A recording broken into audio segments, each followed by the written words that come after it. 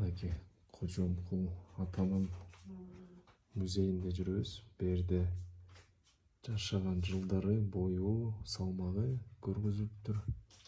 2 метр 36 сантиметр бою болуптур. Салмагы 208 килограммга жетишкен. Булар болсо атанын өзүн колдонгон окоттор экен да буларындачы. Бул болсо 5 бармак салган табак экен. Ушу менен бир козун эти толтурачы дейт да. Жалгыз жеши. Жок, эти, тамакты, кымызды аз иччи экен да, күчтүү болгону. Бага келдерге кел эмне деп кол менен салып бергенде 4 киши тойчу экен. Анткени сөймөнүн узундугу 20 сантиметр экен, алаканын узундугу 30 сантиметр экен да. Анан мону салып бергенде 5 бармакты 4 киши тоюп даже калып калчу деп айттык да. Ошо 5 бармак салган табак. Бул болсо кымыз ичкен, чынысы экен. Бирок бул 3 литр болчу дейт да боюнда. Аз иччи экен да, бул болсо тамак жеген кашык экен. Болсо атанын ошо көйкөрдү койгон кымыз ичкен эмес экен, мынтип кымыз ичкени берген жылкын терисине тилген да, ошо кожомкуларда нурунан өзүнүн иси уккаттар да ошолор. Ата айыл өкмөтүндө биринчи секретарь болуп иштеп калды да, согуштан келгенден кийинчи. Ошондо анда санда жумушка кийген парадный кийим экен да.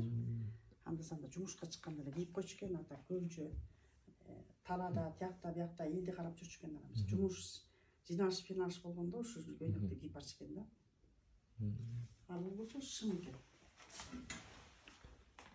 Согушка катышканбы? Согушка катышып, анан согуштан атаны алып келип алыштыр.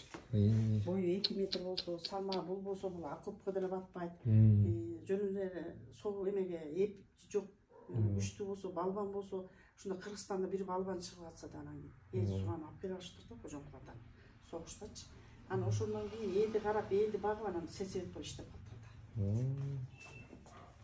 Мынакей жана ат көтөрүп деген ат мынакей да.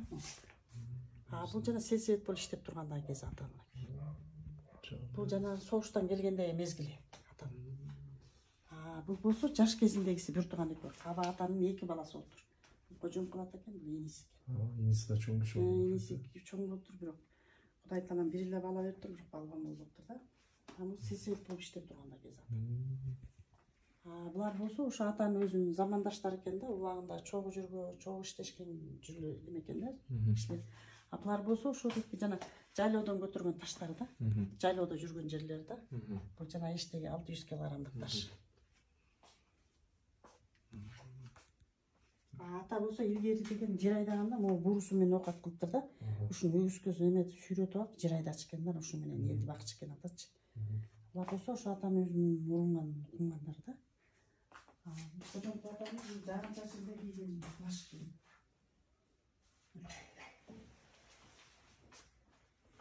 Жаган чачында кийген плащ. Өмүр бою ушул айылда төрөлүп, ушул айылда жашап өткөн э? 1888 жылы 55 жылга чейин ушул айылда болгон да. Бул мынакей жана небереси да. Тил жактан колун көрбөй калдың да. Колун көрсөң жакшы болмок деп билбей калдың. Бул жашаган үй.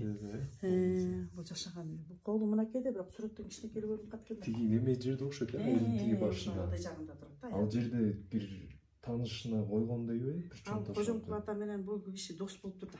Ал киши 24-жылы өтүп кетип, анын дозуна жана эстелик тургузуптур да. Анан ичин баткак менен шыгып атат, анан элдер жолугуп калып, ой баланча колуң баткакка басып койсуң, кийин эстелик болот, анан мынтип басып койгон да. Эстелик. Эстеликтин ичине мынтип кирсең төбөңдө турат да, мынтип басылып турат.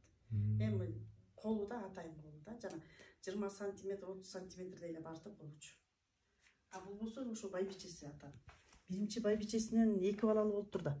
Алар 11-12 жашында эле жанагындай тайларды, торпокторду так көтөрчү экен да. Анан элдин көзү тип, ой Кожомкулдун балдары өзүндө балбан болмок болуп, карасаң кыйын күчтүү болуп, анан элдин көзү өтүп, анан экөө кудай эле каза болуп калыптыр да. Анан апасы да жакшы болуп өлүп калып, кийинки байбичеси бул кичирээк болуп, анан балдары мынтип майдаланып калыптыр да, ошондон балбан чыкпай калды. Экинчи байбичеси мынакей. Экинчиси. Биринчи байбичесинин балдары? Биринчи байбичеси жок экен, сүрөт ал жаман убактар өлүп калыптыр да ал кишичи. Анан кийин экинчи баласы бул да, 2 баласы да, бирок булардын балдары силердей эле бойлору узун, бирок азыр жок да, эми 7 атанайын чыгышы мүмкүн дейт да, азыр жок. Эми менин балдарымдын балдарынан чыгышы мүмкүн экен да, азыр жок да. Мен болсо бул кишинин небере келини окулам да. Бул кишинин ошо Кожомкул атанын баласы, баласына чыккан да мен. Бул кишилер ушинтип. Сиз небересине чыккансыз. Мен небересине чыктым да, бул кишинин небересине чыккан да ошо. Небере келин болуп калдым да мен. Биринчи байбичесинин балдары күчтүү болгон. Күчтүү болуп 11-12 жашында эле жана тайларды, торпокторду так көтөрчүкөн да. Анан кийин күрөшкө түшсө да жеңип коюшчу экен да.